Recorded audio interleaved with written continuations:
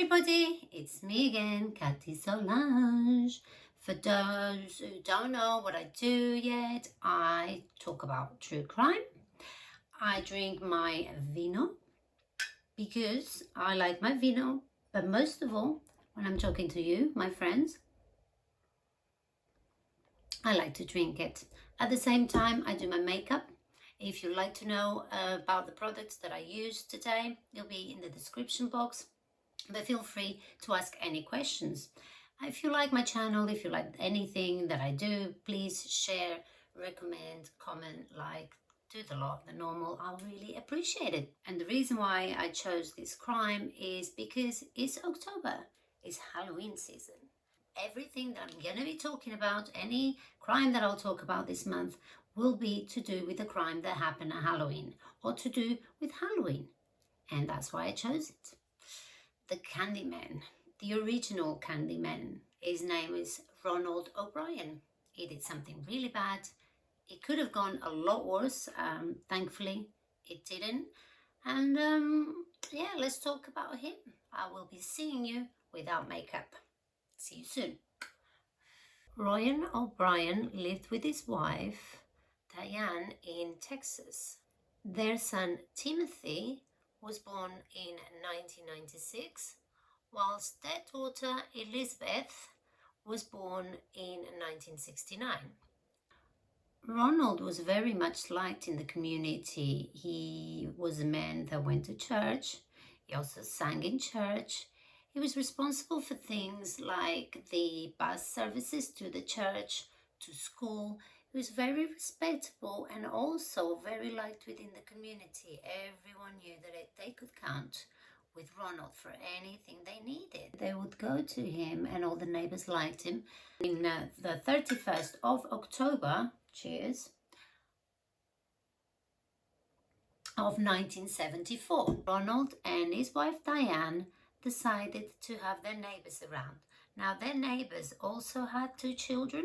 So what was decided was that Ronald and his friends, the husband, would go around and do the trick-or-treating with their children, just the 4 of them, while the wives stayed in. They weren't that lucky. They couldn't go to all these places that they had planned because it started raining quite a lot. It was quite heavy, so they only had, as they say in Texas, they only had a few blocks that they could do. Actually, it was only 2 blocks that they could go trick-or-treating. So they were trying every house, and there is the same as everywhere. If the light is off, they either don't want to do the trick-or-treating or they've run out of treats. So they went and they knocked in every door that they could to see, if they could get as much candy as possible, because as I said, it was raining really, really hard. The boys and also the girls, they were very, very excited about their costumes because they were quite expensive. The father ordered them quite a while before, and that sometimes the mum would make these costumes. This is what the mum says, that she would make costumes every year. And this time they actually had brand new costumes of things that just come out on TV. So they were super, super, super, super duper excited about the costumes. But what all they could do is run from one house to the other to pick up the sweeties. And they did the first block and they got to the second block. They saw a house, they knocked, they got sweeties, but there was this house without lights that they knocked on. And no one answered.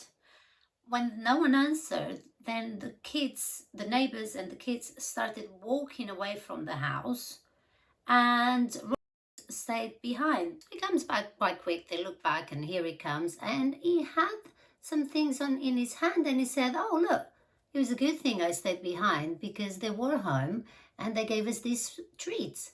And then he opened his hands, and in his hands he had 5 pixie sticks. I don't know, well, not just 5 pixie sticks, but also giant ones. So you know what they are. They're like, they got that sugar inside.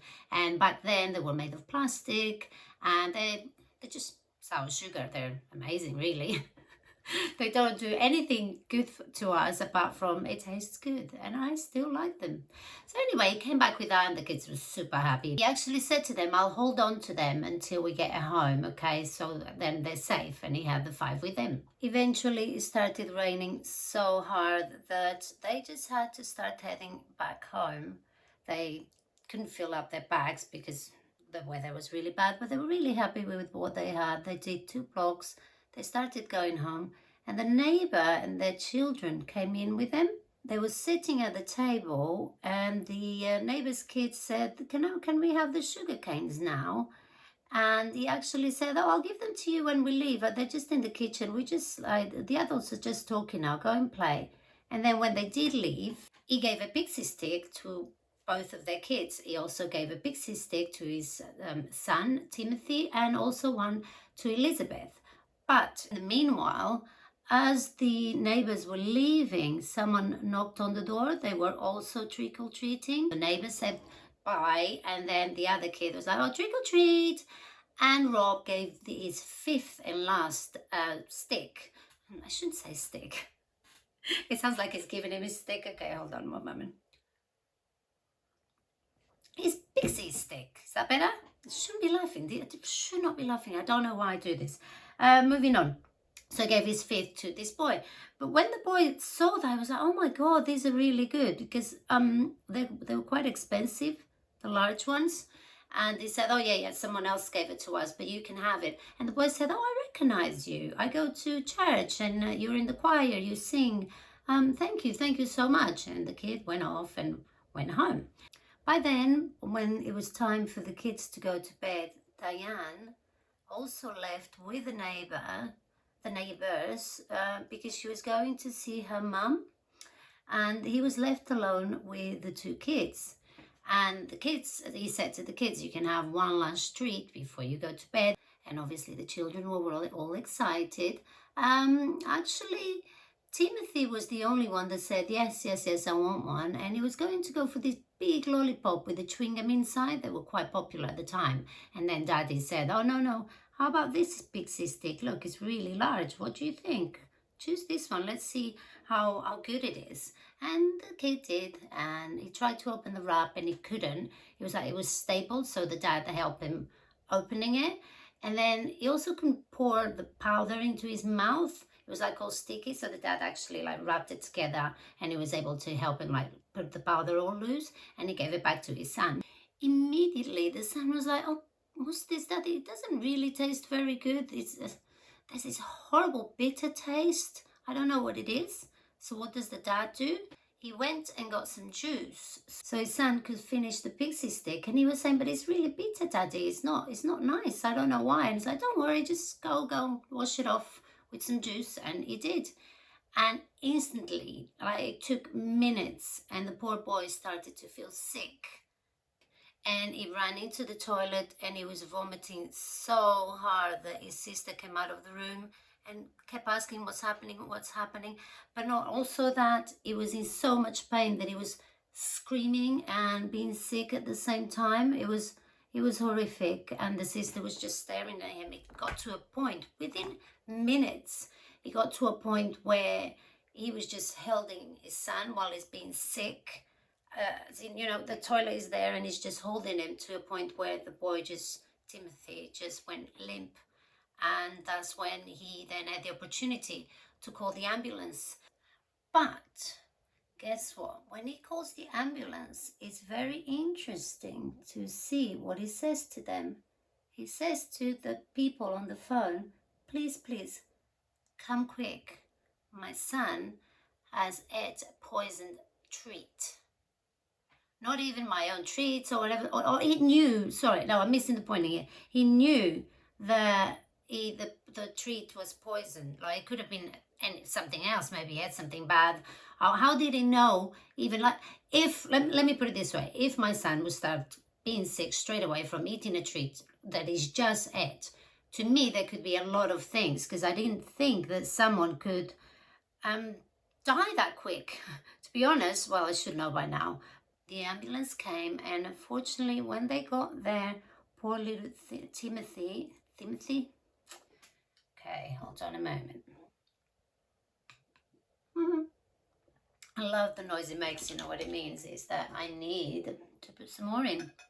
So poor little Timothy was already pronounced dead at the scene. Bear in mind how quick that was, that he passed away after digesting the treat. The father, he did give the treat to the officers and said he's just ate this.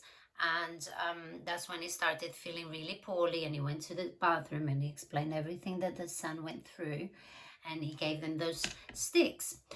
And the police straight away said, do you know where they came from?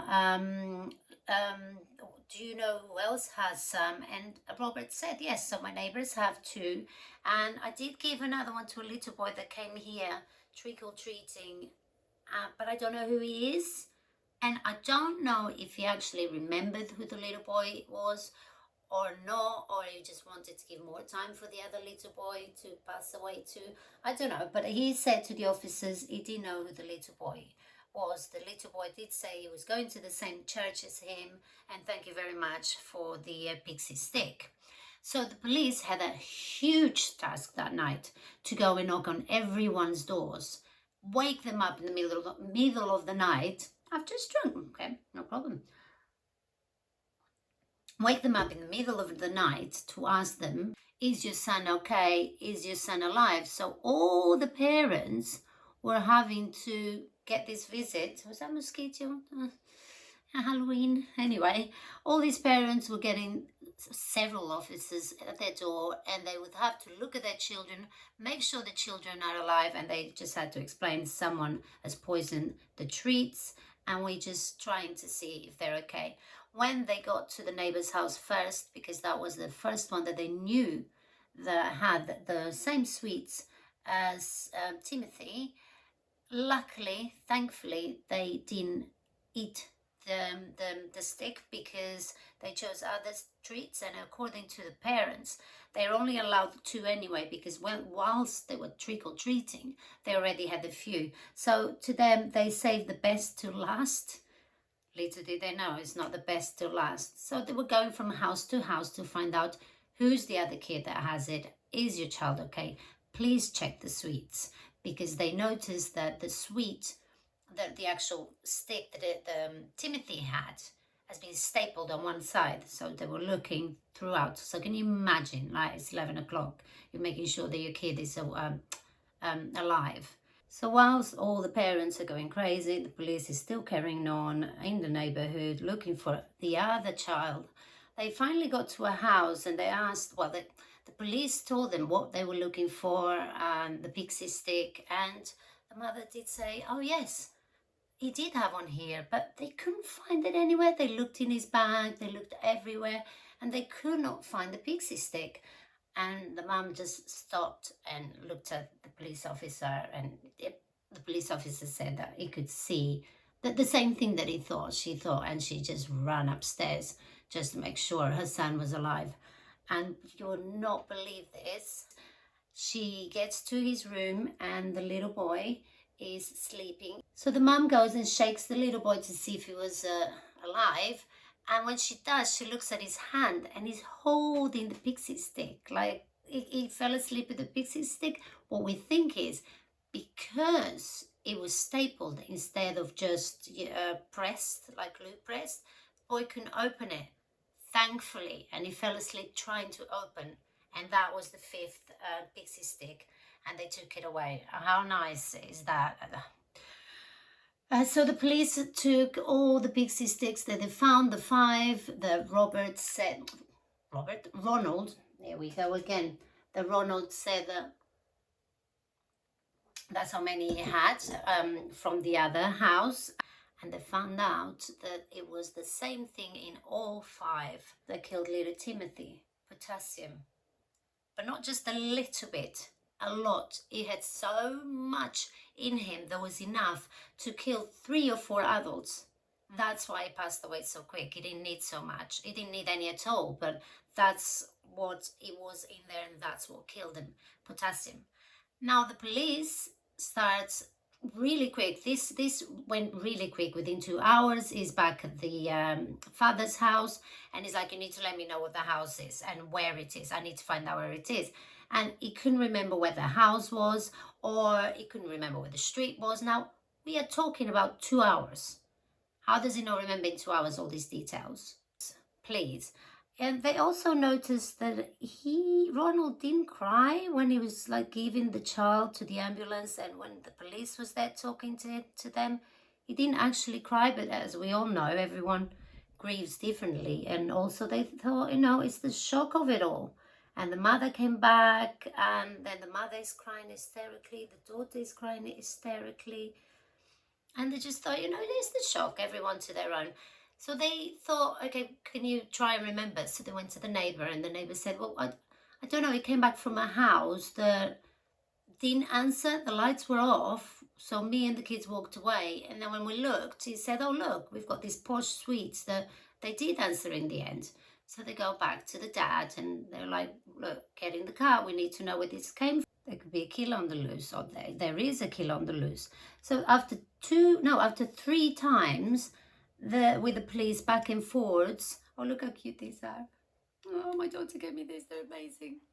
Little Halloween ones. Carrying on with the story. I get so excited about this. They, yes, after the 3 times he gets to this house, and he said, it's this one. It's this one here.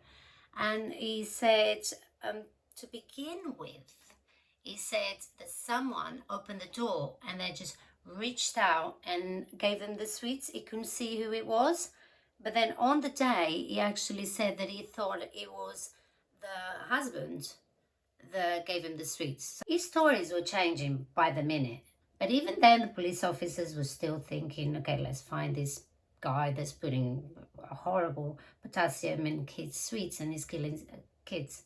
The house was owned by Courtney Melvin and his wife, and also daughter, and they knocked on the door, and they were all home. He is a air traffic controller, and he got home from his job from 11 o'clock at night on that day. So he couldn't have given the candy out. Also, the wife was at home with the daughter, and they both testified that they ran out of candy at 6:30. And that's the reason why they turned off the lights. They did not open the door to anyone. They did hear a few knocks, not just theirs, but they both said that they did not open the door to anyone.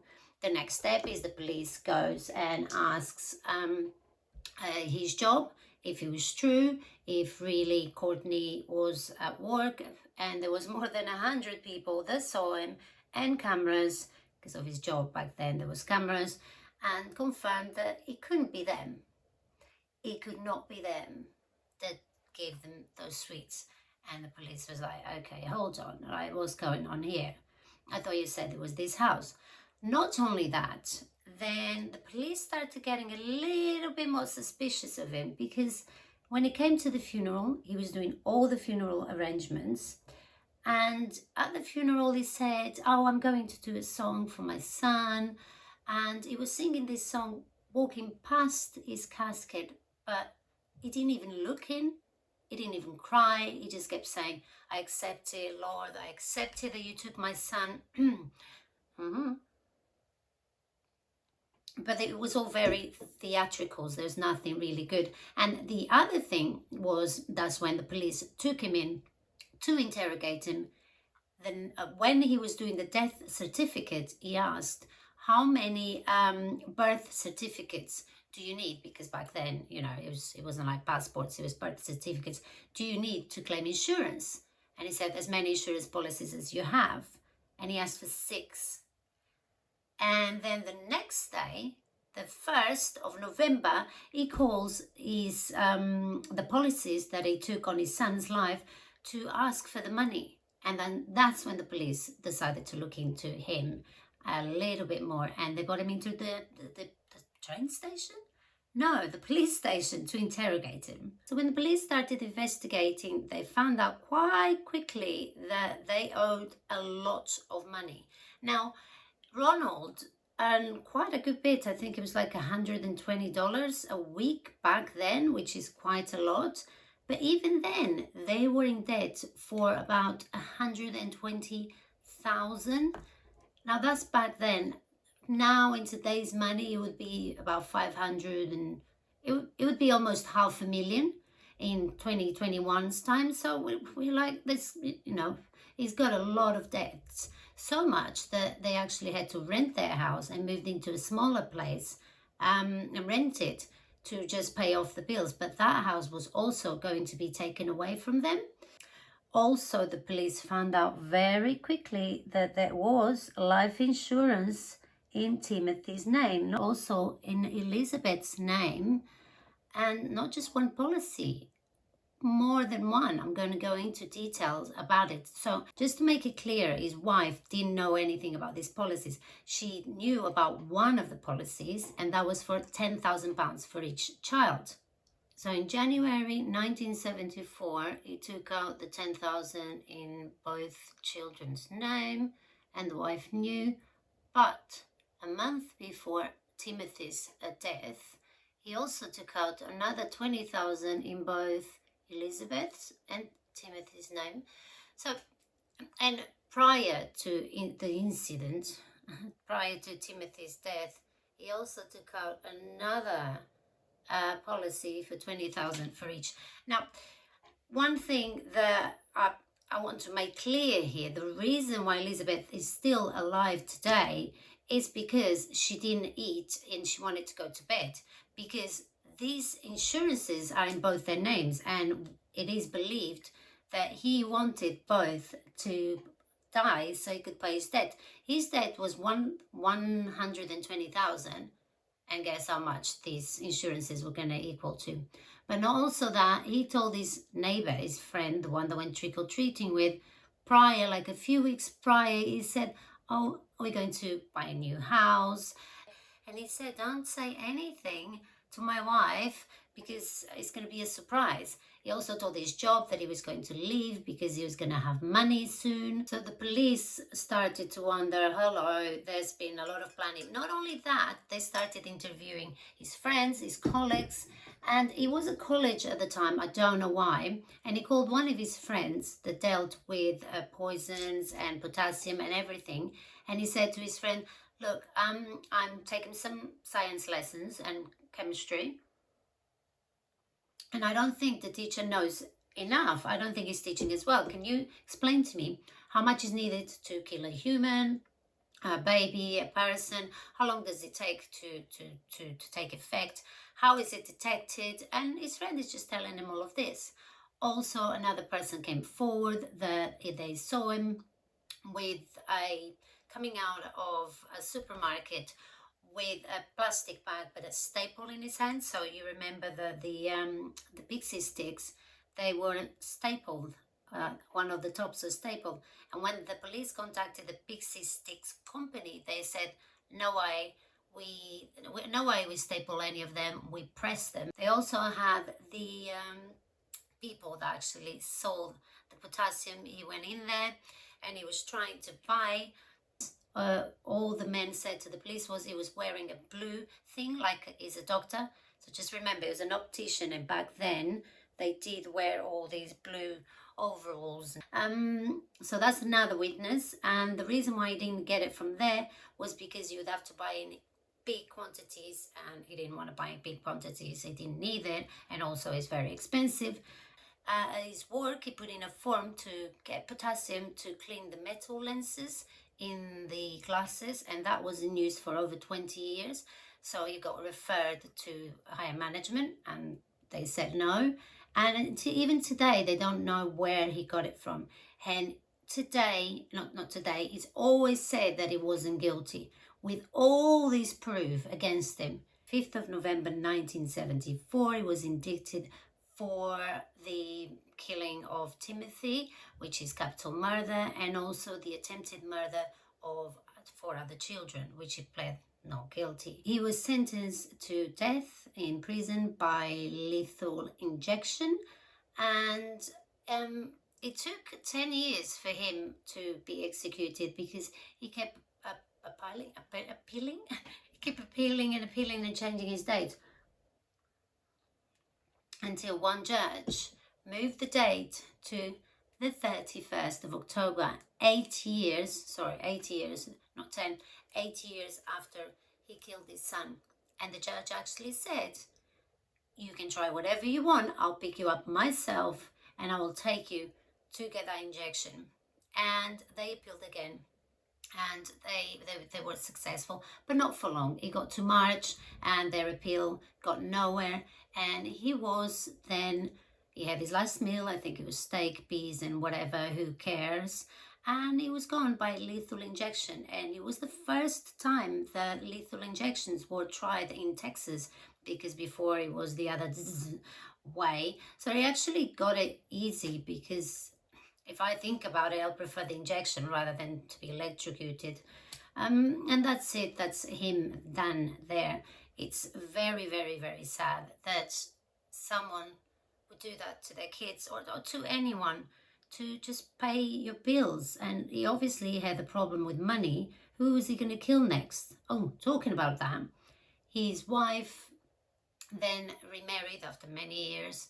And her daughter was adopted by the new husband. She had a happy life. She gave an interview to where she said, at the beginning, I would go and visit him and I would believe him, but my gut was saying, no, of course it was him. Who else? And then she stopped visiting when she realized that he booked that appointment to put the insurance in her name, and the policy was a lot bigger. And she didn't go because in her head they couldn't afford it. So she thinks the first target was her, or maybe all of them. And that's when she realized, he's guilty. Yeah, it's very sad.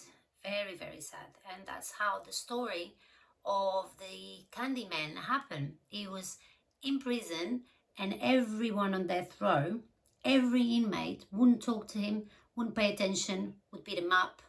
And they all turned their backs on him because he killed his own son. And also it's said that they were the ones that gave him the name the Candyman.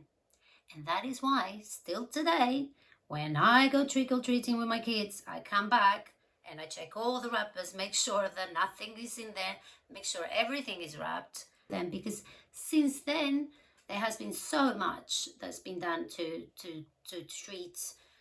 Mostly was other kids getting other kids, but just look after yourself, look after your children. I love Halloween, I love trick-or-treating, but I also always be careful, always watch out. I'm going to leave it on that note, and I hope you enjoyed today's crime. It's not very nice, but it was true. It happened. Candyman. Thank you, and I'm going to see you shortly again. See you in 2 weeks, yeah? Bye-bye.